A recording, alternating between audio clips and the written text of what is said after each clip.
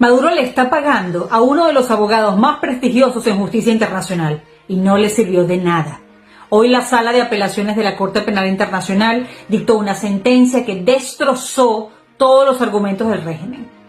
Es demasiado revelador lo que pasó este viernes. Solo hagan esta comparación. La Sala de Apelaciones publicó un resumen de la sentencia, publicó la sentencia de unas 140 páginas, además la leyó de viva voz en directo desde La Haya. Y el día de hoy, el régimen de Maduro no ha publicado ni la sentencia de las primarias ni la que se refiere a la supuesta inhabilitación de María Corina Machado. Es como para que recordemos la transparencia con la que trabaja la Corte Penal. Delcy respondió a esta sentencia con una declaración que no tiene desperdicio. Dijo que Venezuela se quedó indefensa. Habla de la supuesta indefensión de un régimen que participó en una audiencia que duró 2 días, un régimen que pudo contratar abogados de los más costosos del mundo y aún así perdió esta apelación. La verdad es que el régimen quedó en indefensión porque no les dio la gana de traducir los documentos que presentaron como supuestas pruebas. 80% de la información que aportaron nunca la tradujeron ni la presentaron de forma correcta. La CPI simplemente no la leyó. Delcy creía que la Sala de Apelaciones no se iba a dar cuenta que enviaron los requisitos en ese formato para que fuera la Fiscalía la que pasara 20 años traduciendo papeles y la investigación se retrasara aún más. La Sala no les compró la trampa. Querían retrasar el trabajo del fiscal Karim Khan, pero todo les salió mal. Indefensos. Indefensa está Rocío San Miguel y todos los presos políticos a quienes detienen de manera forzada les niegan abogados de confianza y su presunción de inocencia. Lo de Delcy es una gran y maquiavélica ironía. Estar involucrados en un juicio penal en Venezuela, eso sí es sinónimo de indefensión. Observen el comportamiento bipolar de este régimen cuando realmente tiene miedo. El alto comisionado de los derechos humanos de las Naciones Unidas redactó un tuit inofensivo y hasta tibio pues sobre Rocío San Miguel y lo votaron a él, a todo el personal de su oficina en Caracas, los expulsaron de Venezuela. La Sala de Apelaciones de la Corte Penal les lanza esta sentencia que despedazó todos sus argumentos y a pesar de eso en el comunicado de la Cancillería dicen que van a continuar trabajando con la oficina de la CPI en Caracas. Patalean mucho, pero no se atreven a responderle con la misma intolerancia a la Corte Penal, a pesar de la inmensa derrota que les anunciaron este viernes. La Sala de Apelaciones considera que la información que la Fiscalía le dio al régimen de Maduro sí era suficiente. El régimen sí sabía qué se está investigando, porque además ellos alegaron que no, pero sí se les notificó. Y en lo de presentar estos documentos en español, la Corte Penal fue tajante. Si tú quieres que se tome en cuenta las miles de hojas que traes, tradúcelas tú. Y es que además hay una norma en estos procesos. Si tú quieres otro idioma de trabajo, entonces pídelo. El régimen no está en indefensión. Quienes incumplieron con los procesos fueron ellos. El régimen además alegó que supuestamente no estaba claro el alcance de los hechos que se investigan.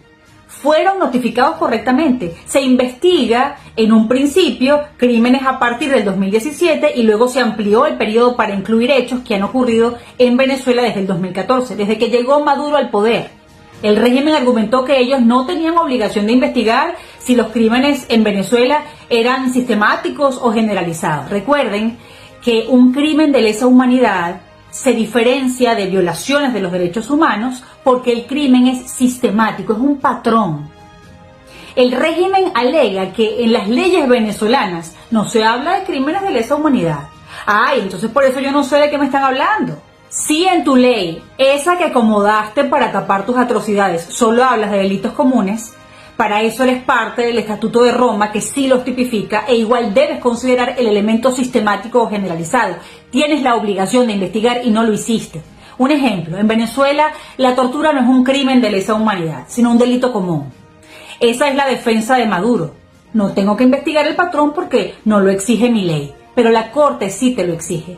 Si hay, por ejemplo, 8.000 personas quienes dicen que fueron torturadas en la DGCIM, el Helicoide, ahora el Rodeo, tú tienes que investigarlo como el patrón de denuncias que es, porque son 8.000 denuncias, no una. Y la persecución, por ejemplo, ni siquiera existe como delito en las leyes de Maduro. Y la Corte dijo que igual tú tenías que analizarlo desde el punto de vista de la discriminación, porque tortura, desaparición forzada. ¿El origen cuál es? La persecución. ¿Por qué la desapareciste a ella en específico y no a otras? El régimen de Maduro aceptó que no hay ninguna investigación por crímenes sexuales. El régimen pretende meterlo en el mismo saco de los malos tratos. Pero no es lo mismo. En el caso de crímenes sexuales, son daños y huellas psicológicas distintas.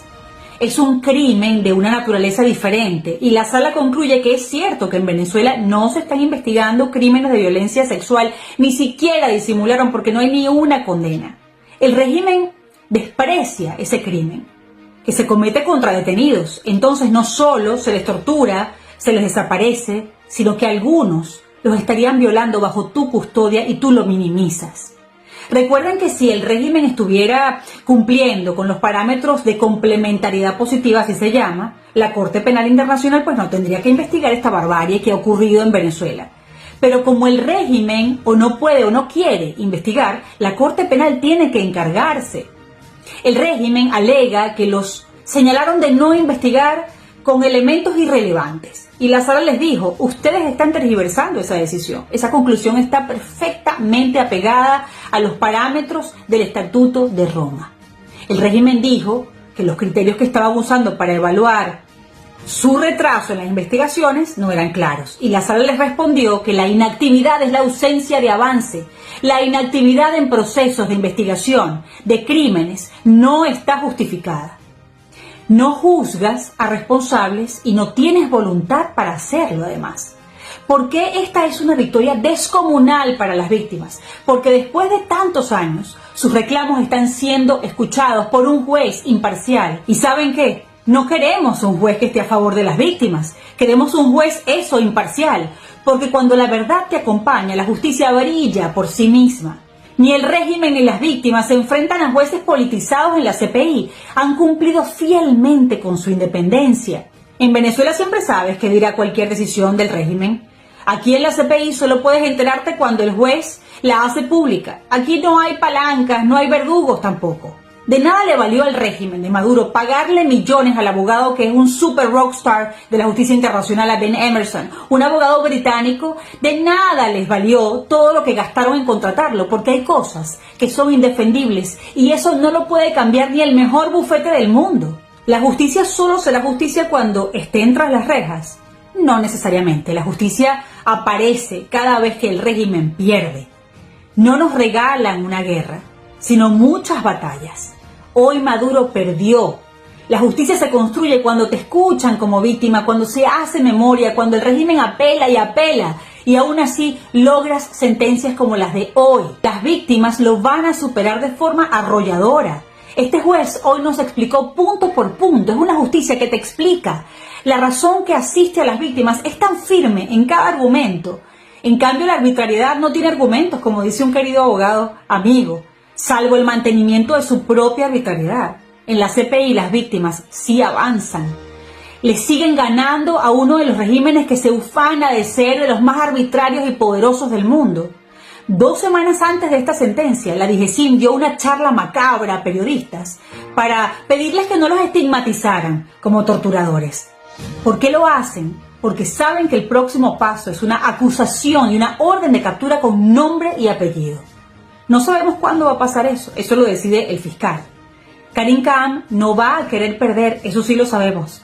Por eso se va a tomar su tiempo, el que necesite, para tener las mayores posibilidades de éxito en un juicio. Pero todos sabemos que el fiscal tiene casos sobrados con posibilidad de condena real. Maduro ha detenido a defensores de derechos humanos, se burla de esos gobiernos con los que firma negociaciones, nos quiere vender la idea de que todo lo tiene bajo control. Pero las víctimas le derrumbaron la propaganda. No pueden controlar a la Corte Penal.